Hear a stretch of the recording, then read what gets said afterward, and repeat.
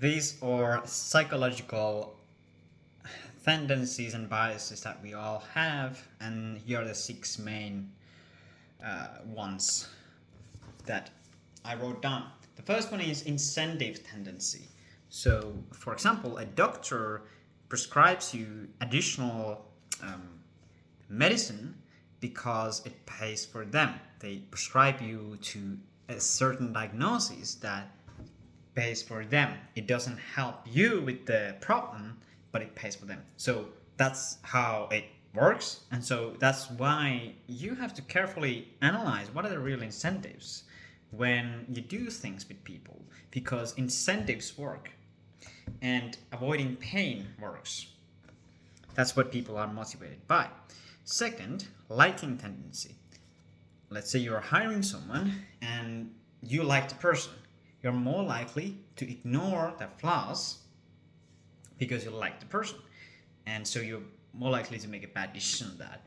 And so then how to do against that is to stay out of the emotions so that you can see more clearly, or give your time to process when the emotions ease down.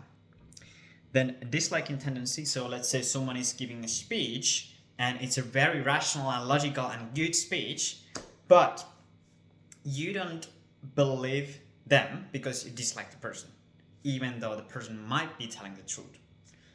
To work against this is to ask yourself, like, what if I like this person?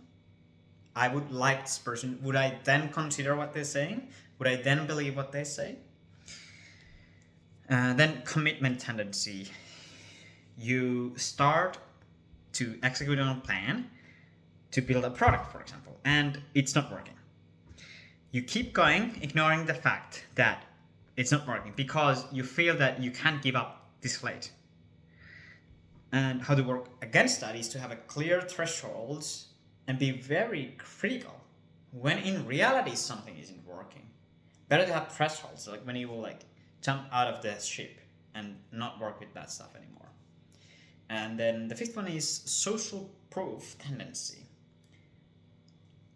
Let's say we see others using stairs instead of elevator, and they say yeah, the elevator is broken. Like you think that the elevator is broken, and then you also use the stairs because you think that if many people are doing it, then it must be correct, which is not actually true. And that's what happens in investing when many people think that, oh, you should do this, but no, it's not the best one. So do not think that if many people are doing it, you should do it too. Think why people are doing it and what is the logic behind of doing it. Then 6 is authority misinfluence tendency. A doctor says that eating oil gives you cancer, for example, or heart disease. Heart disease. You'll believe this because the doctor says so. This is bad because you don't actually rationalize and be logical, and you don't understand why it actually happens. So then that becomes problematic if you just blindly believe authority. How to work against this is to, let's say you think that someone has authority against you, then you ask does it make sense what they're saying? And why it would not be true and why it would be true.